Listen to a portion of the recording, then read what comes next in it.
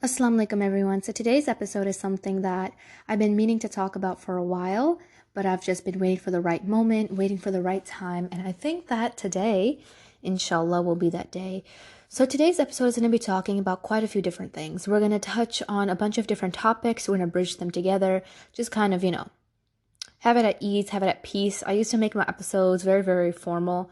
But now, after getting some recommendations from you guys, I can tell that you guys definitely like the longer, more chill episodes. So this one is that.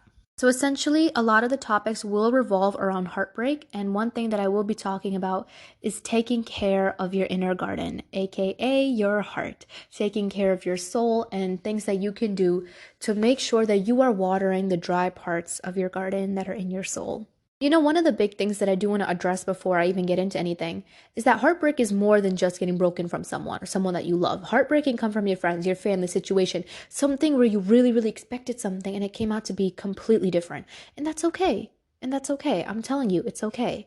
But we try to limit heartbreak, but heartbreak comes in every single form. It comes in every single different shape.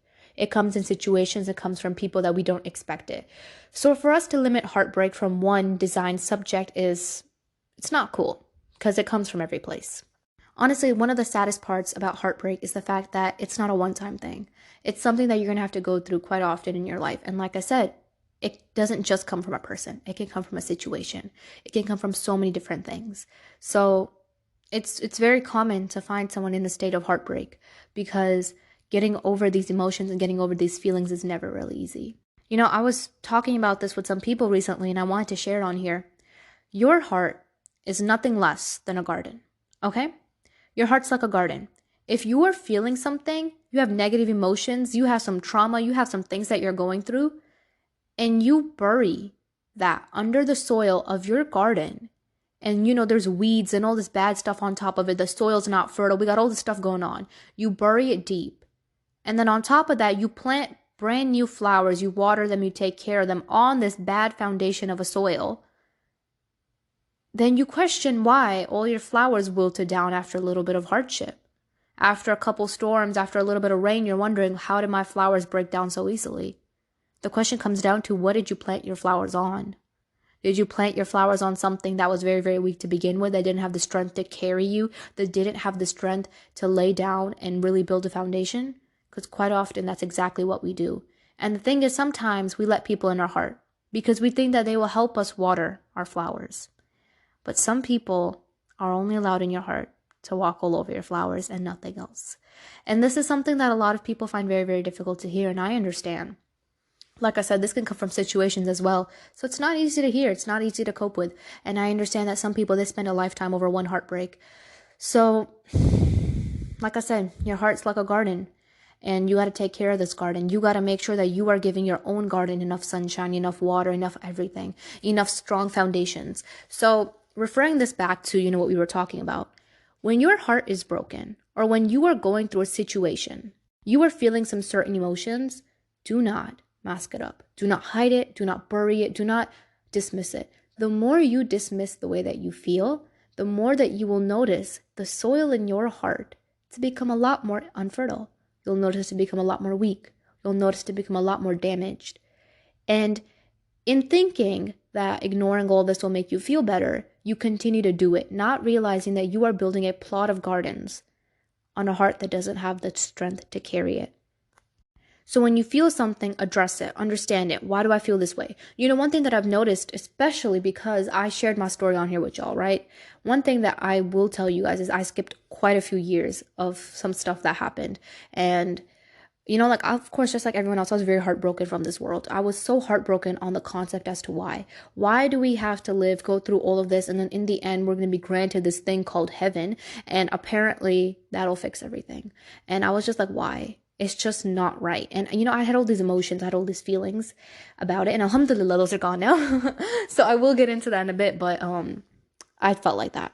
The first thing that I do want to say is when you feel a type of way, when you're heartbroken, you're upset, you need to sit down. And this is a practice. This is a practice that not a lot of people can do.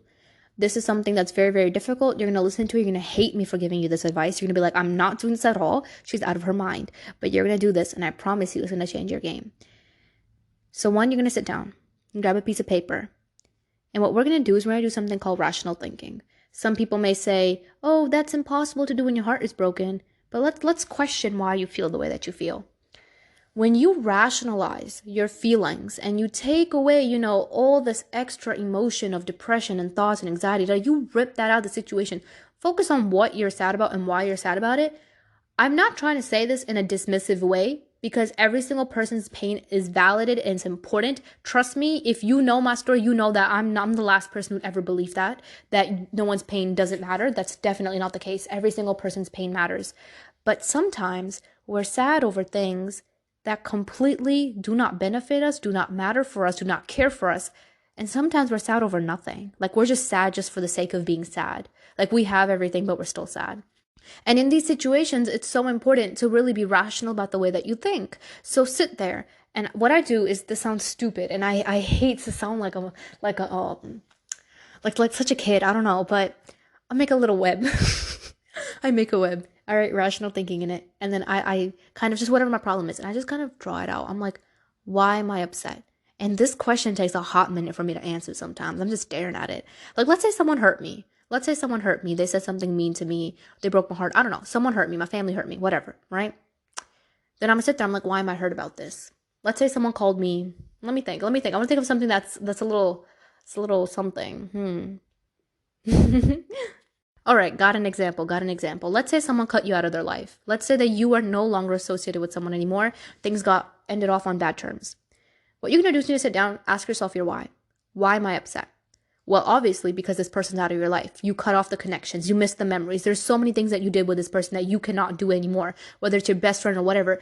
You had these memories. Now you can't do them anymore. You can't talk to this person anymore. And it feels like a part of you's gone. Right? So that's why you're sad. Now ask yourself. This is something I always ask myself this. And anytime I ask myself this, I'm just like, dang, bro. Listen. What can you do to change your situation? 99.8% of the time, nothing. You can do nothing. Then the question comes down to, if you can do nothing, why are you handling all the stress like you can do something? Why are you handling all this sadness like you can do something? Let me tell you something. This is my 4-step guide to everything in life, bro. You're upset about something, you cry. You pray your istihara, you pray your prayers, you do your tahajjud, whatever. You cried, you worked your hardest, that's it. Now you just leave it up to Allah. Because what else can we do? And I tell this to everyone. You're a human being. There's only so many things that you can do. We pressure ourselves so much. We expect so much out of ourselves. There's no need for it. There's not a need for it at all. Like, that's it. 4 things. You're upset about something. First of all, get on the prayer mat. Let it out to Allah. 2, you need to cry about it. If you know me, 500 times minimum. Crying is the law. Cry about it.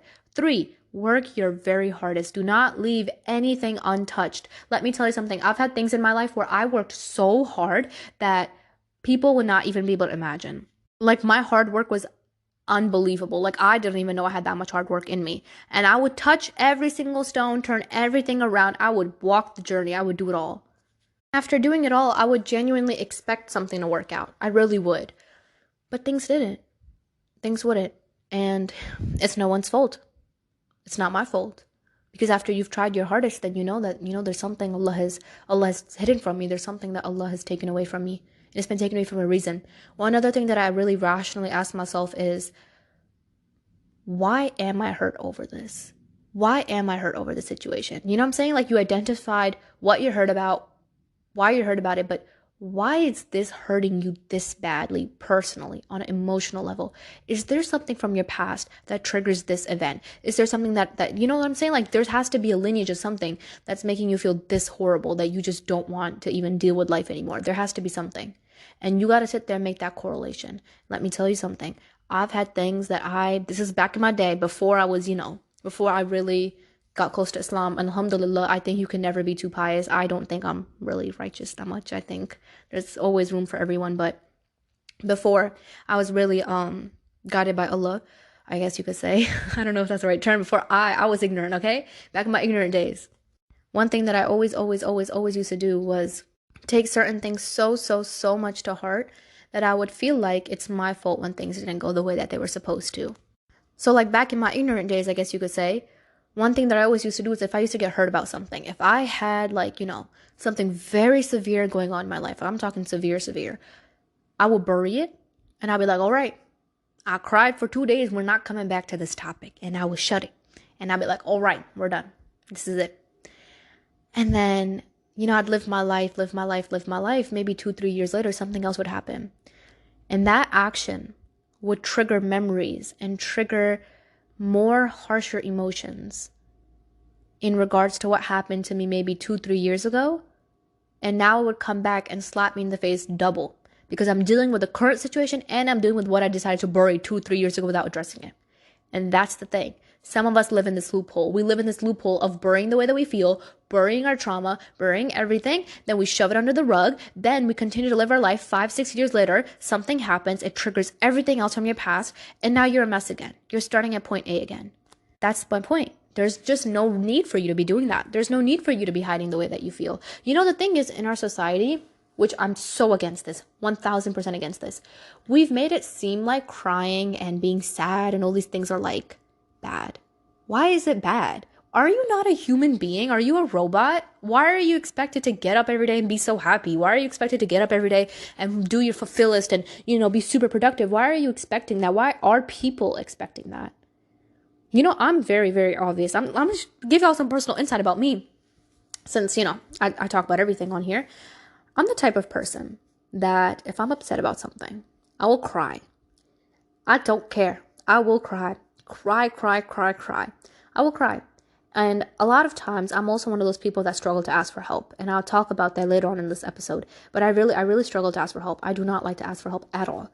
At all. I can't do it. I just can't. Like, it's something that I cannot wrap my head around. Because I just kind of think, I'm like, well, no one's going to, be there for me the way that Allah is. So I'm just going to go to Allah. And that's true.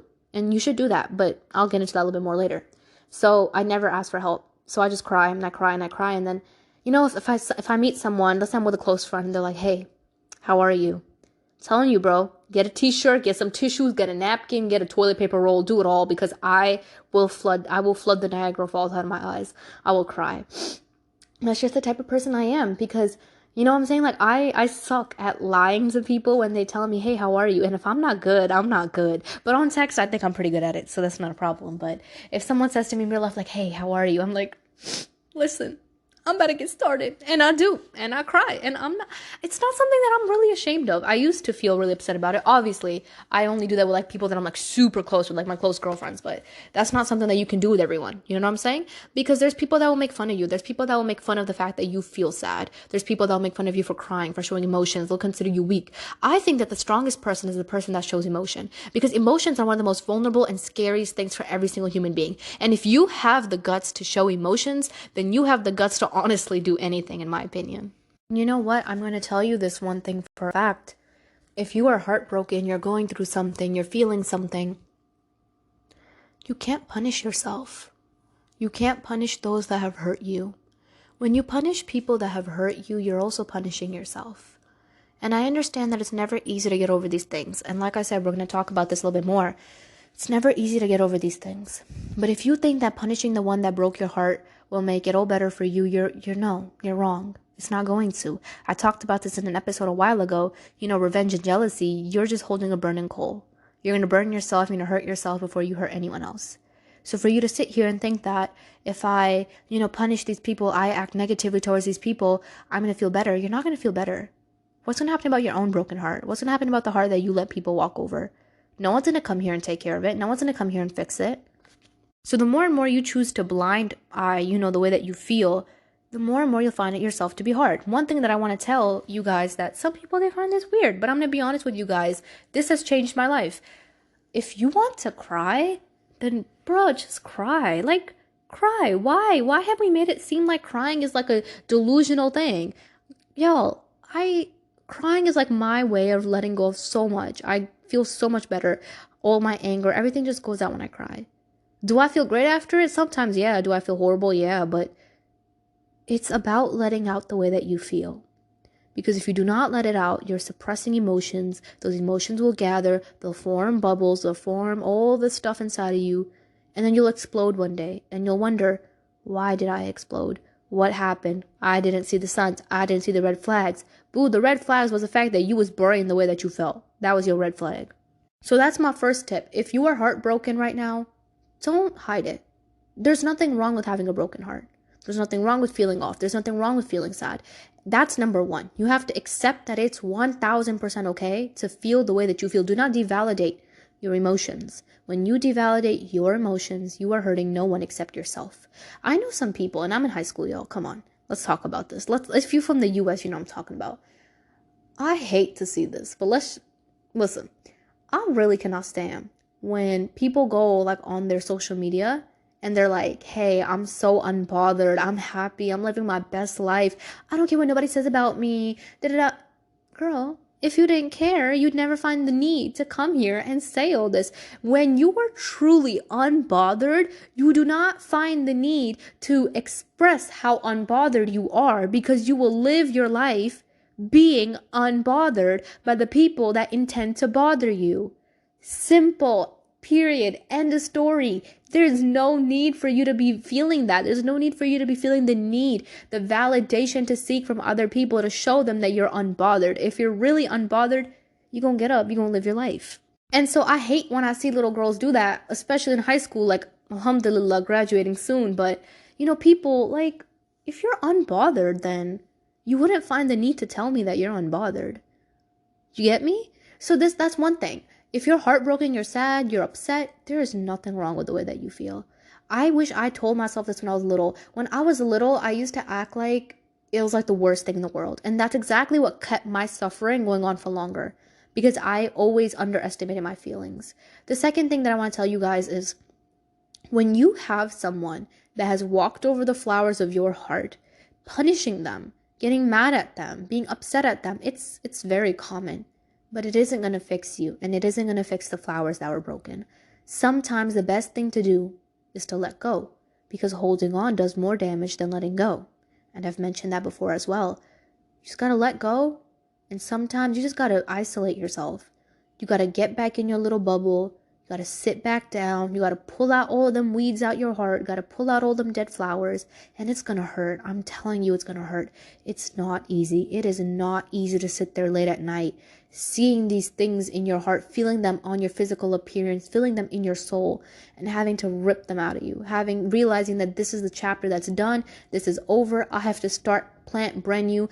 It's so not easy, and I spent years doing this. If you think that it's gonna take you a few weeks, a few months to pull out these dead seeds out of your heart and throw them away, you're out of your goddamn mind, bro. You're out of it. There's just no way. That I've known people that it takes a lifetime to do that. And I'm not telling you this to discourage you, because there's certain things that we have in our heart that are so deeply stemmed in that we can't pull them out no matter how much we try. And that's where help comes in. That's where help from Allah comes in. Because who can take out these things out of your heart except Allah? Whatever you're capable of doing, you do. Like I said, there's this Quran verse where they say that, Allah's not going to change your condition unless you change the condition of yourself. So you're going to have to try to change the condition of yourself first. You're going to have to try to remove whatever you can. Cut out the people that aren't good for you. Take out whatever's not good for you. Get rid of it. Take out the trash, bro. Take out the trash out of your heart. Take it out. And then after that, you're going to be left with a few things. And those few things are going to be very, very difficult to get rid of. And that's exactly where you build your relationship with God. That is where I build my relationship with God, because there were certain things that I just could not stop doing, or I could not let go of. And the question comes down to, who can fix your heart better than the one that's made it, right? So you got to take that heart, man.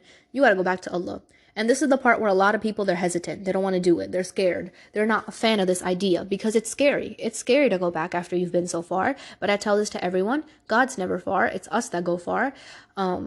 I don't know if you guys noticed, I mentioned this previously as well. We're told how God is closer to us in our own vein, and he loves us more than our own mother does. So think about that.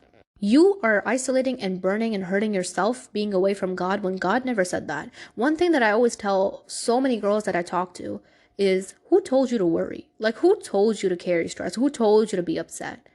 Nobody.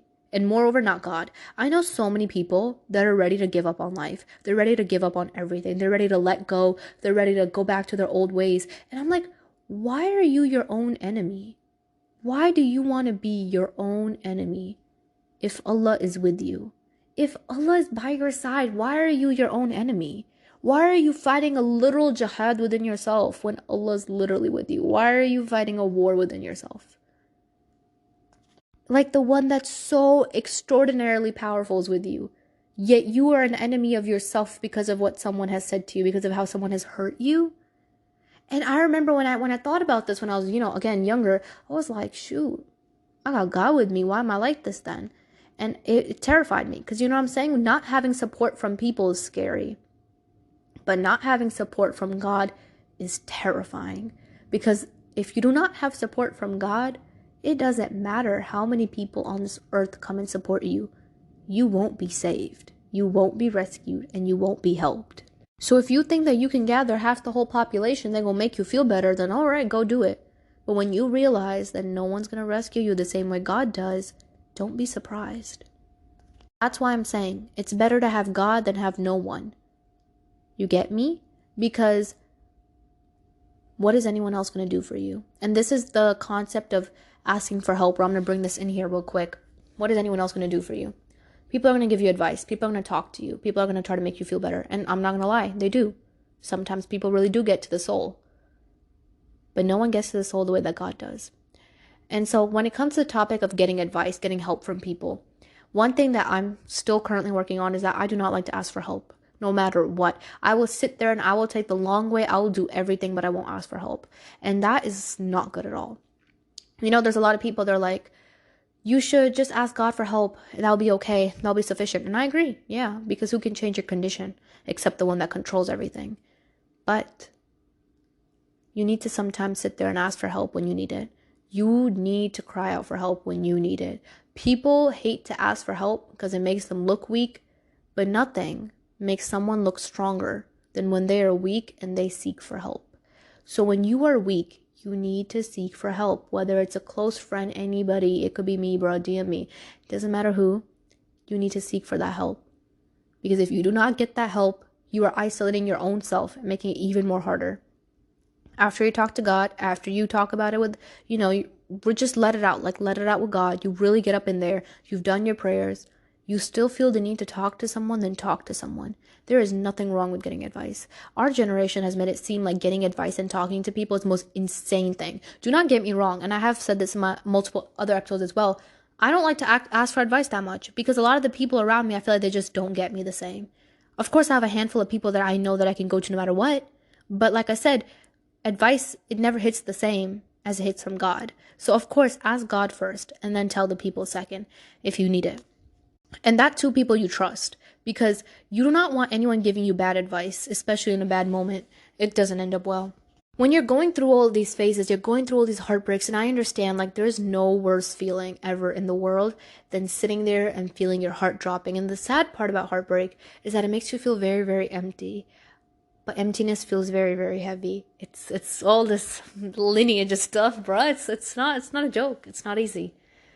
But the day that you learn to realize that your heartbreak is very, very normal and it's very much accepted, you'll notice things to change. And one other thing that I would really recommend to anyone going through a heartbreak is be very, very, very, very patient with yourself. Be so patient and so kind with yourself. This is something I wished I did too, but I didn't. Be very, very patient and kind with yourself. Sometimes our biggest enemy and our biggest critic is ourselves. We're so vicious. I'm vicious on myself, bro. So vicious. Nobody's business vicious. I will go in. If I don't feel like I'm doing something to my 100th best ability, no, that's it. I go insane. And it's not easy. Because I know this especially goes out to my people that have ADHD. I've met some new brothers and sisters that have ADHD. The thing about ADHD is that it makes you very, very hyper-fixed on something, right? For a lot of people, that's the problem. It makes their concentration go super, super fixed. And then for a lot of people, if they struggle to get out of that little circle. You got two choices with what you can do if you have ADHD, you have these type of situations. You can choose to hyper-fix yourself on the worst parts of yourself, on the worst parts of life, on the worst parts of everything, and live in that circle and live in that cycle for your entire life. Or you can direct your energy, put it into a good place, and put it on the path of religion, put it on the path of self-growth. And I promise you, with so much commitment and so much, focus, you're going to become someone you don't even recognize. Swear, bro. So I just wanted to touch base on that because I know that I do have some people listening that do struggle with ADHD. So that's that. Anyway, you get to decide where you put your energy. I know that for a lot of people it's very, very hard The transition to pulling out all these roots out of your heart and, letting go of everything, it's not easy.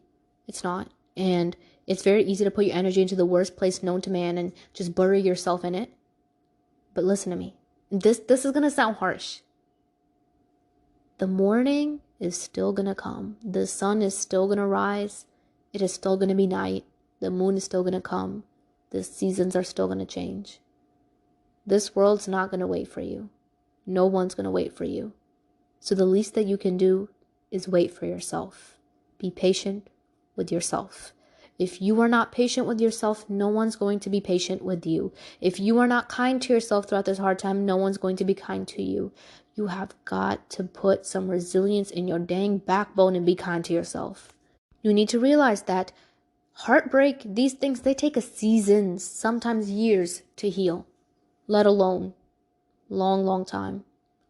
And if you think that after a couple months I'm gonna wake up and I'm gonna feel okay, you're being cruel to yourself. Do not set a standard that you know is so difficult and impossible to reach.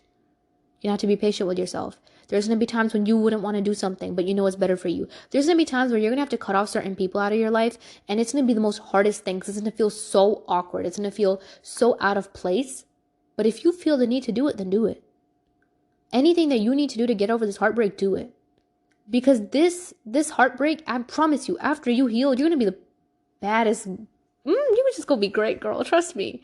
I didn't want to say anything wrong, but you gonna be bad, girl. Like, you gonna be good. Trust me. You are gonna go through it, and it's gonna make you feel better. Now, coming on to the third phase, really, after you build the courage to take those seeds and take those plants and take those roots out of your heart, pull them really hard out, and then, of course, turn back to God and reflect on everything and ask God for your help. At one point or another, you're slowly gonna notice the garden in your heart to become very, very, very empty. And this is not an easy stage. Like I said, none of this is easy. This is not an easy stage. In this stage, you're going to feel so lonely. You're going to feel like no one understands you. You're going to feel like there's no point in life. You're going to feel like there's no purpose. Because every single thing that gave you a purpose, you had to rip it out. You had to throw it out of your heart. It wasn't good for you. Your purpose was not hindering what you are truly capable of doing. It was stopping you from being as good as you could be. So you had to let it go. And there's nothing wrong with that, like I said. But now you're at the stage where your garden is empty. And the soil is just kind of there. You're just kind of there. It's just like nothing's moving. And let me tell you something. This stage is critical.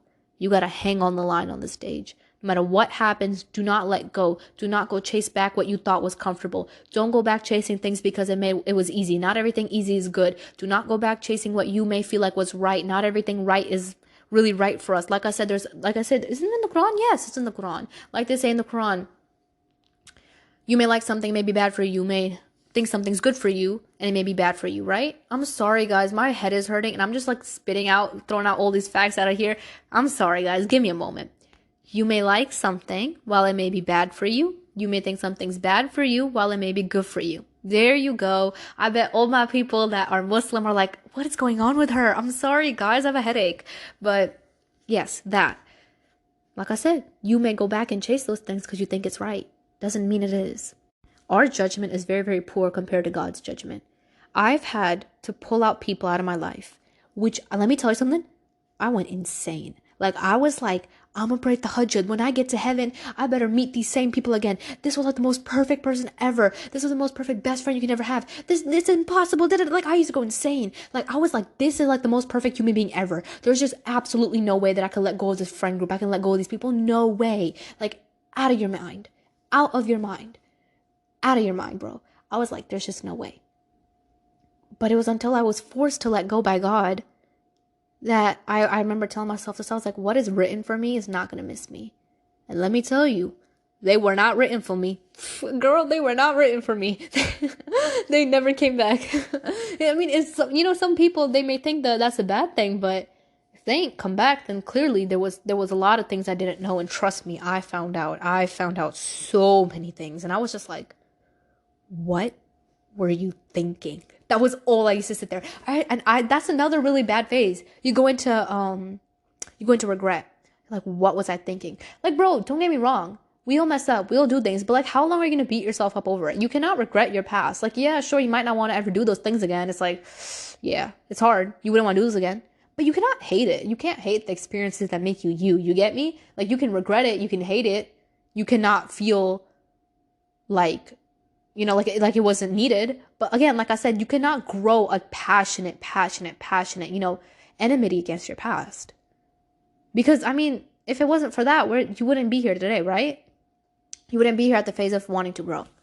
So sometimes you do have to go through it. You do. And I understand. I have a strong enmity with my past. Let me tell you something I did for a very hot minute. I was just like angry. I was just like, bruh, bring past me in front of me in its own sight. I'm punching her. But now that I'm getting a little bit older, I'm like, there's no reason. People, they bring up your past. They try to make fun of you for it. They try to tell you that you're stupid for the decisions that you made, for the things that you've done. Those things made you. And Allah wrote those things in your qadr, and there is nothing that me and you can do to change about that. Nothing. It was written. We had to do it. We made our dua. We messed up. We learned from our mistakes. We became wiser. That's it. That's what life is about. You're done. And if anyone tries to make fun of you for your past for it, then automatically cut off and gone. Because you are a different person now. A storyteller does not have just one story. Your story about your past is done. It's shut. It's gone. And now it's time to write a new story. And you're gonna read that story. You're gonna tell people that story. You're gonna be passionate about the story because you are going to put all your energy into yourself. Now, when you're at this phase of loneliness, it's very, very difficult because you want something to grow. You want some new seeds to come. You want some new flowers to grow inside of you. You want to start experiencing life again. But sometimes flowers are very, very slow to grow because it's not their season. Right? And that is a very hard phase. I was in that phase for a very long time. I hope you all know this is all based off a personal experience. So that's why I keep mentioning that. I was in that phase for a very, very long time. An insane amount of long time. Like, I started getting like suffocation. Just being alone. That alone. I hated it. And I wanted to grow flowers in me. I wanted to start over. I wanted to do new things. But I just couldn't. Because Allah decided that it wasn't that season for me. And I'm not going to lie to you. When I used to try to, grow these flowers in my heart and I realized that it wasn't the season for me, I used to be very upset. I used to be like, what's the point? I'm trying. Why isn't Allah changing my condition? But the truth is, let's be honest with you guys. I know that this is really in the garden analogy. So if you're someone that's into gardening, you might like this episode. But listen, have you guys ever tried to grow certain plants when it's very, very cold? And no matter how much water you give them, no matter what you do, those plants don't live. Those plants die.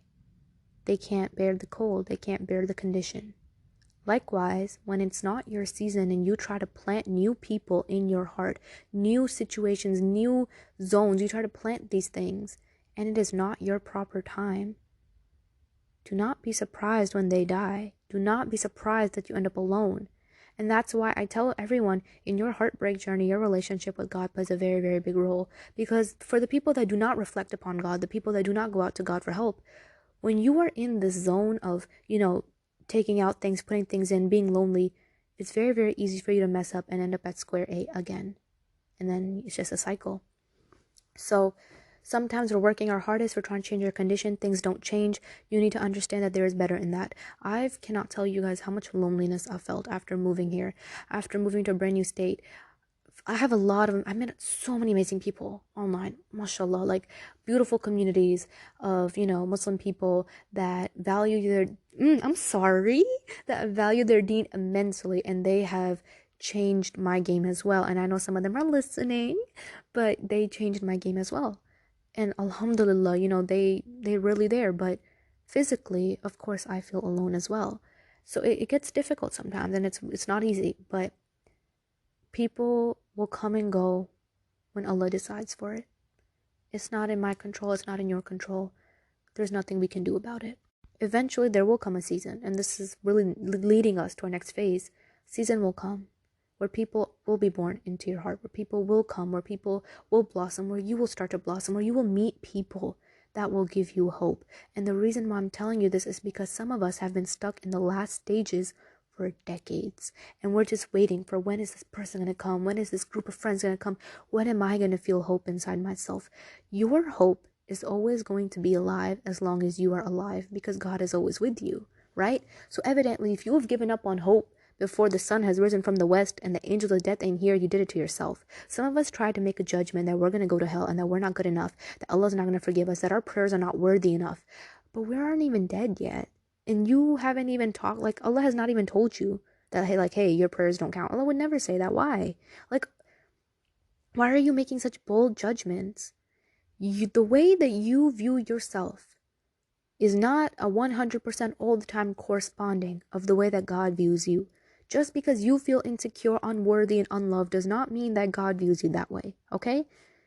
So there's a lot that needs to be changed when it comes to our own inner condition and the way that we perceive ourselves. And when you start to meet these new people that come into your life, embrace them with open arms, embrace them with kindness. You cannot bleed on to people because of your past. You cannot cut on other people. You cannot hurt other people. You cannot punish other people because of how other people did you before. I know a lot of people that trust issues. I have trust issues. I used to. I'm not saying I don't now, but I'm very cautious, of course, but trust issues. I remember they were so severe for me at one point that anytime I'd make a new friend, I'd instantly doubt them. I'd instantly doubt every single thing about them. And my trust issues were so high that I would never even want to become friends with anyone because I would instantly keep a mindset that they'll hurt me. When your trust issues and, like I said, your past starts bleeding onto other people, there's a problem. Because now you're not capable of building new relations. And I think we go back a stage and you focus on yourself again. So if you notice yourself bleeding on to other people, not being the best version of yourself to other people, take a step back, because you do not treat anyone like that. Ever. Nobody deserves to be treated like that.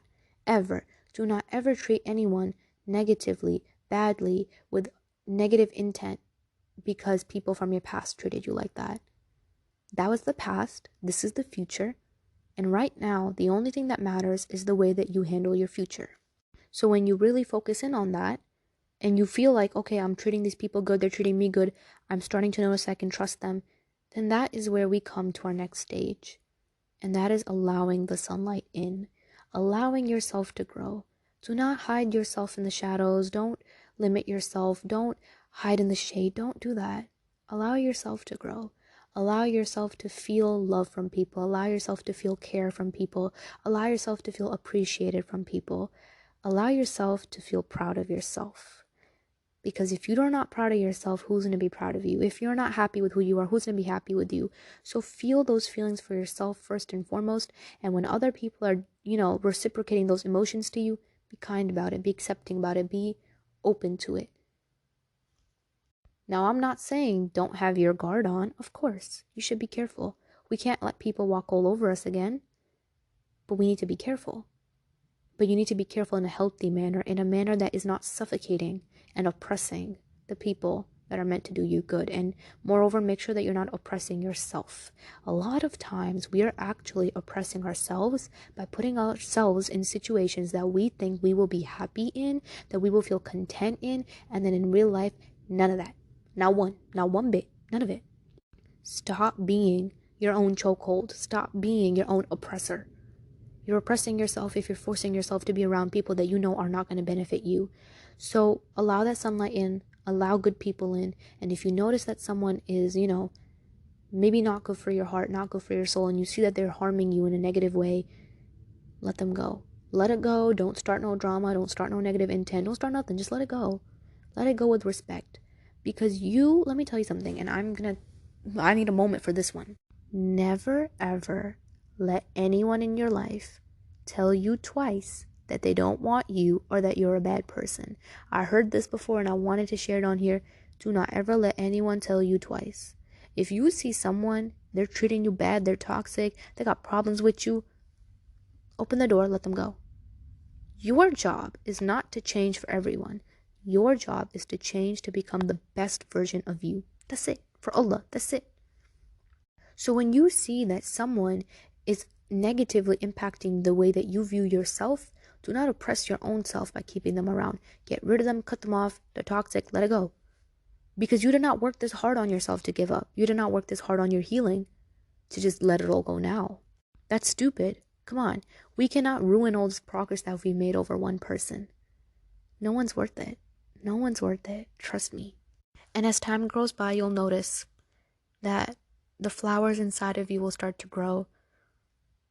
Everything you spent your time planting will grow. Everything that you planted on clean, nice soil in the ground will grow, and it will flourish, and it will be okay. And you're going to embrace this moment, because so many of us, we wait for happiness. We think, when is happiness going to come? When am I going to be happy? This is happiness. Happiness is knowing that no matter what ever happened to me before, no matter what's going to happen to me, what I'm living in right now is the most important stage of growth and most important stage of nourishment for me. And if I need to take it in and truly embrace it and love it, I'm gonna be happy. That's what happiness is. Happiness, first of all, like I said, it's a gift. You do not ever just come to destination happiness. You find it. You find that happiness and you embrace it. You create it. You truly nourish yourself in it. So you create your happiness. You create your purpose. You create all these good things. And while you are taking care of your garden and the people that are visiting your garden, it's very important you still take care of your soil. Take care of your foundation. Take care of your well-being. Take care of whatever was to happen is to happen. Take care of what's to come and what's to go. Take care of yourself. Self-care is one of the hardest things to do. Self-care is far more than putting on a face mask and watching a show. Self-care is making a decision for yourself. It's right when it's the hardest thing to do. And I learned that the hard way. You know, if you're a girl, instantly, you're like, okay, I'm gonna work out at the gym, eat some kale, listen to good music. Astaghfirullah, not music, y'all. Don't listen to music, it's haram. But, whatever.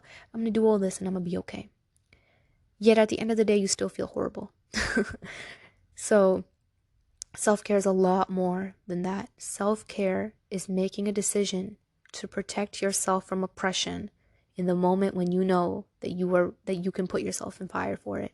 If you know that you are close to oppression, you know that you are close to oppressing yourself or oppressing someone, this is where self-care kicks in. This is where your healthy habits kick in. This is where you get to decide, how do I want to treat myself? How do I want to treat the person that I took so long to build? And I know me and you both know, you don't want to treat yourself bad.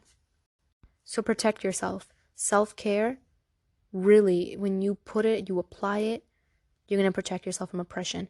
I remember this one thing that I did when I was younger. There was a lot of people that I used to be around that were bad. And I used to be like, okay, I know I need to let these people go. But I used to mask the self-care and, come home and do my face masks and whatever and thought that was okay. Did some hair masks also. And I used to be like, all right, I'll be fine now. But I was never fine. And as time went on, I realized that like self-care, it's about making the decision that's right when it feels impossible to do it. But if you know something's good for you, do not be your own enemy and block it out. Do not block your own blessings. The longer you entertain what is not for you, the longer Allah will take away what is meant for you. Okay? You want to attract this goodness. You want to attract your future spouse. You want to attract your future besties, your future house, whatever. Some people, they manifest. Let me talk about this real quick. They're so big on manifesting. I'm going to manifest this. The full moon's out. Let me get my crystals. Y'all. What? Get on the prayer mat and ask God, bro. We pray 5 times a day. You get to do dua at the end of your prayer. Ask God. Most literally, what is your... I'm so against people who do that. So just like that, sooner or later, you're going to start to find yourself to feel a lot better. You're going to find yourself to feel a lot more peace, and things are going to become a lot more easier. And the one thing that'll keep you steadfast and grounded throughout all of this is your relationship with God. God will bless you with happiness. God will take care of you. I promise you. If you knew me before and you know me now, you know I ain't the same person. I promise you guys. I was one of those people that were always questioning everything. I still do, alhamdulillah. But God's not going to let your hard work go to waste, especially if you try your best in every single thing that you do. I know that going through a heartbreak, I know that losing someone, just having this change and having to go in your heart and pull all these things out, it's never easy. It never is. But a lot of people, they're going to make fun of you for it as well. Some people, they are so used to living such a toxic lifestyle that some people, they don't even clean out their heart. They don't clean out their little garden. They just let people walk over it. They themselves walk over it. So do not be your own enemy. Your heart's nothing less than a gem, okay? Your heart's nothing less than a gem. And It's important that you take care of it because your heart is the gateway to your soul. Keep your heart clean, your soul will be clean, your spiritual health will be better. And I promise you, things will change. Things do change. And I always say this in almost every single one of my episodes because I remember being at a point where I thought nothing would ever change. And whenever people used to tell me, it gets better, I was like, oh my God, stop. When? Like, stop playing with me. It does. It does. I promise you it gets better. Every single time. Every single time. It just depends. How strong are you? How much energy do you have? And I know that you have the resilience to do it. I know that every single person who wants to heal from a broken heart has the resilience. It's not easy. You're going to have to get a lot more of it. There's going to be a lot of energy you need. Sometimes you got to get up and get started, man. Sometimes we can't wait in life till we're ready. If we constantly wait till we're ready, we're constantly going to be left behind. We're constantly not going to be at our fullest in our own journey. And by left behind, I mean in your own journey. Don't compare yourself to anyone else. Your color is different from everyone else. So when something's written for you, you're going to get it regardless, no matter what, right? So don't compare yourself. Don't worry about, oh, this person's doing this and I'm over here doing that. Don't worry. If something's meant for you, it won't miss you. But don't be your own enemy and slow your own self down.